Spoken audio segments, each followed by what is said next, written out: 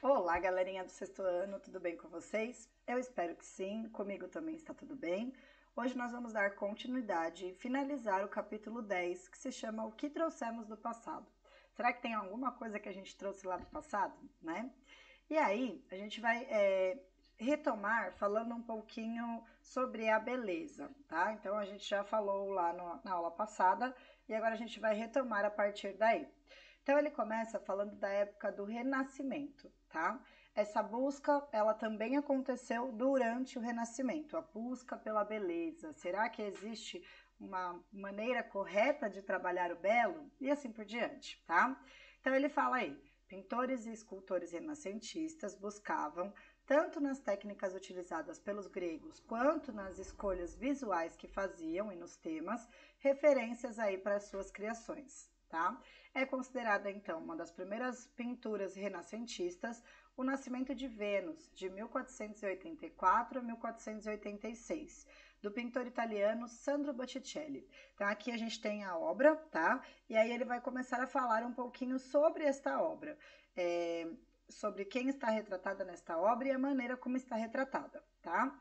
Então ele fala: Sandro Botticelli escolheu como tema de sua pintura a figura da deusa grega do amor, Vênus, no momento em que ela nasce no mar e em que outras figuras mitológicas vêm recebê-la. Repare como a imagem do seu corpo, ela não foi feita exatamente como seria a imagem real de um corpo humano. Se vocês repararem aqui, ó, ela tem um pescoço mais alongado, tá? Então, essa é a principal característica aí que eles falam da mudança de um corpo humano ideal, tá? Então, ele fala, ó, ela é mais alongada, acompanhada por seus longos cabelos ondulados, que dão uma mesclada neste alongamento, tá? Ela apresenta a pele lisa, como uma escultura de mármore. Durante o Renascimento, muitas outras pinturas retratando deusas da mitologia grega e santas da Igreja Católica foram feitas, sempre priorizando a beleza idealizada pelos valores gregos, tá? Então, ou seja, eles tinham que trabalhar desta maneira. Para fazer parte deste movimento, tinha que ser desta maneira, tá? A pintura mais famosa que a gente conhece aí também é do Renascimento, tá? No entanto, ela não é o retrato de uma deusa e nem de uma santa, mas sim de uma mulher comum. Então, não sei se vocês conhecem aí, né, a história da Mona Lisa, mas ela era a esposa do Giocondo, tá?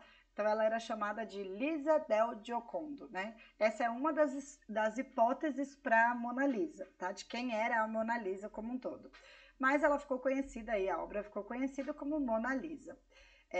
Então, conforme estamos refletindo sobre a beleza, observe, a figura da Mona Lisa, ela parece-se com as mulheres que você conhece no seu cotidiano? O que vocês acham?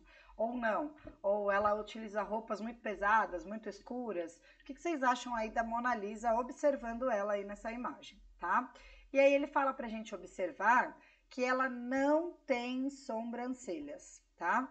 E o que acaba acentuando aí a sua testa. Então, quando a gente olha para a Mona Lisa, ela está sem sobrancelhas, existem duas hipóteses para isso, tá, gente? Também.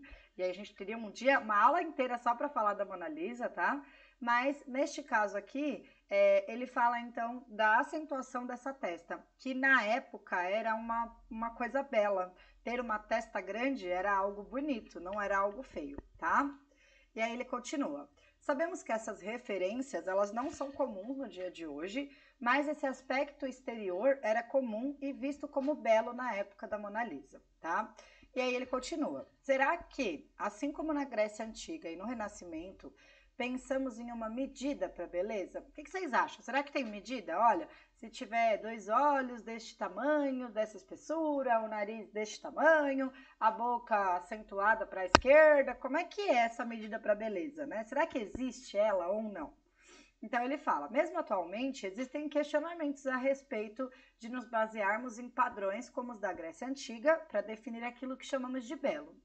E aí ele mostra uma atriz, o nome dela é Michelle Plesenfer, e ele fala o seguinte, esta atriz, por exemplo, ela teve seu rosto analisado por um estudo e ele foi considerado como um dos mais belos do mundo por conta da sua grande simetria que tem nos seus traços aí. Então, se a gente pensar num rosto, um rosto é simétrico, ou seja, se eu passar um traço aqui no meio, tudo que eu tenho de um lado, eu vou ter também do outro lado, certo?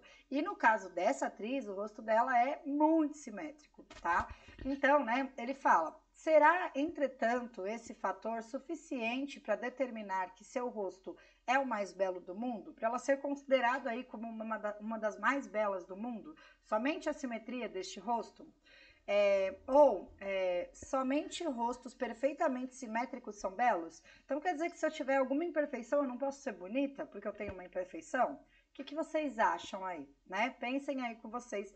Qual é o seu critério de beleza? Como você analisa alguém como sendo belo, tá? Na verdade, os padrões de beleza, eles mudam com o tempo e de acordo com o contexto social. Hoje em dia, por exemplo, não é comum pessoas buscarem a beleza raspando as sobrancelhas, para ficar com a testa mais larga, como a de Mona Lisa, né? Ou seja, a sobrancelha, ela é um aspecto diferente hoje em dia, né? As mulheres fazem aquela sobrancelha de rena, então não é isso, né? A gente usa outros padrões aí de beleza. Em algumas culturas, porém, isso ainda é considerado um fator de beleza. Por exemplo, os indígenas chavantes, eles raspam a sobrancelha e eles tiram os cílios. Imagina tirar os cílios, gente. Aliás, deveríamos nos perguntar não se nos enquadramos nos padrões de belezas, mas por que e como eles são definidos dentro deste contexto, tá? Então, por que existe aquele padrão de beleza? Olha, olhando para aquela menina, eu falo, nossa, que menina bonita. Por que alguém define isso, né? E aí ele fala, houve um tempo, por exemplo, em que ter um corpo mais rechonchudo era algo mais valorizado, pois significava que as pessoas tinham riquezas suficientes para se alimentar. Vocês não sabem, viu, gente? Mas eu acho que eu tô vivendo nesse tempo aí. Que eu tenho o corpo mais rechonchudinho aí também, igual dessa época, tá? Porém, hoje, infelizmente, né, ou infelizmente, vemos que cada vez mais pessoas se conscientizam dos valores das diferenças. Então, já não é mais o corpo rechonchudinho aí, né, como ele fala, mas é legal a gente saber que hoje em dia é diferente. A gente fala, nossa, que pessoa bonita, olha como ela expressa a beleza dela. E cada um com as suas diferenças. Então é legal a gente pensar que quem tem o cabelo liso pode ser belo, quem tem o cabelo enrolado pode ser belo, quem tem o cabelo crespo pode ser belo, e assim por diante. Ou os olhos, quem tem o olho azul pode ser belo, quem tem o olho verde pode ser belo, quem tem o olho preto pode ser belo. Então o belo, ele pode ser o que a gente quiser hoje em dia, na verdade. E a gente aprendeu a valorizar as diferenças, tá? A nossa sociedade atualmente, ela valoriza muito mais a diferença, tá? Descobrindo, então, que o olhar para a beleza, ela não se limita apenas a uma forma de ver os outros e a si mesmo, tá?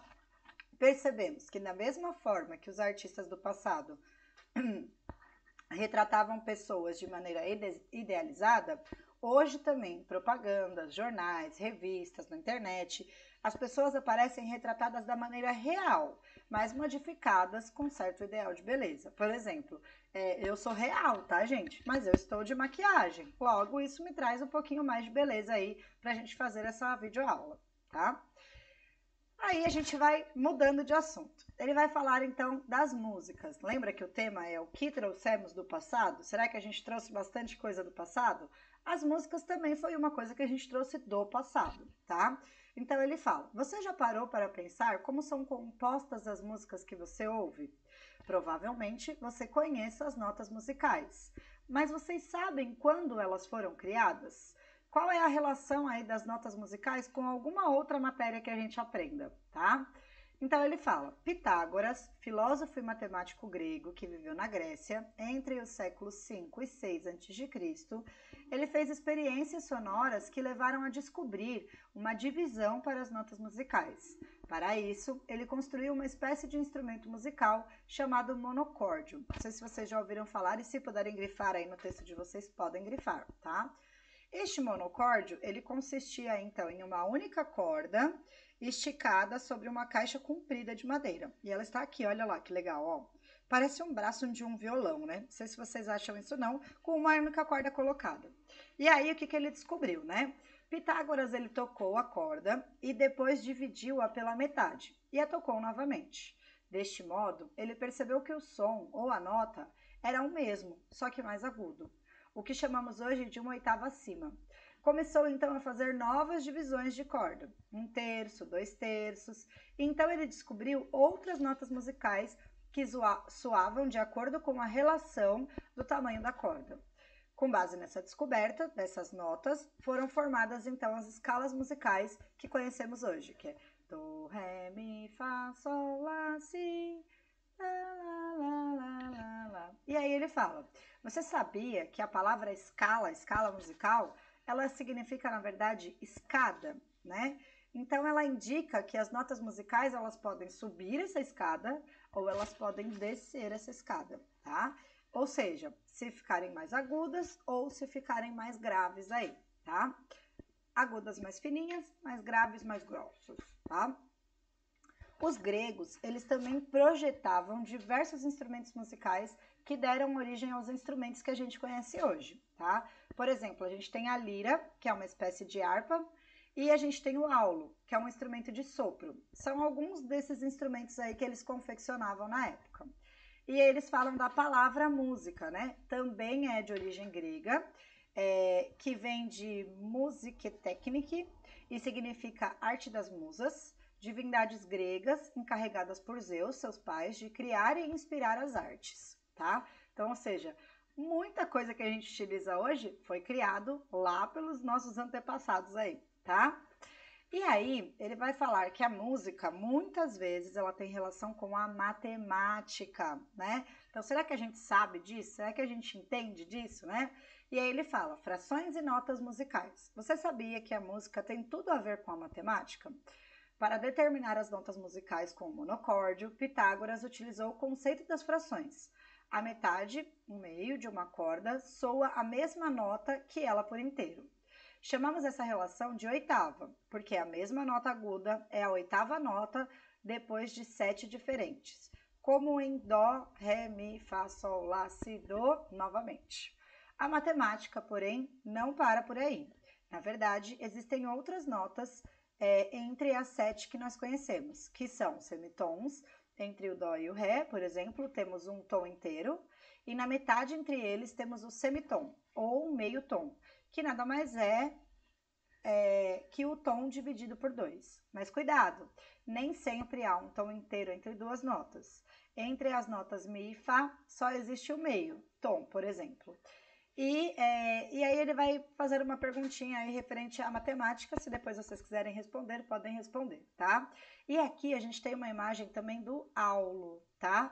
E o que é legal, que é o instrumento de sopro que ele falou, tá vendo? O que é legal a gente perceber aí? A relação entre música e matemática está estritamente ligada. Talvez, para quem toca algum tipo de instrumento, isso ainda seja mais claro aí para quem toca esse instrumento, tá? Porque entende que tem que estudar a matemática para conseguir entender as músicas, tá? E aí, ó, para esta semana, trocou o emoji, olha lá que bonitinho, eu quero para vocês, tá? As questões da página 254, exercício 2, 3 e 4, 256, exercício 6 e 7, e o para conferir, página 257, exercício 4 e 5. Combinado, galerinha? Um beijo no coração de vocês e até a nossa próxima videoaula.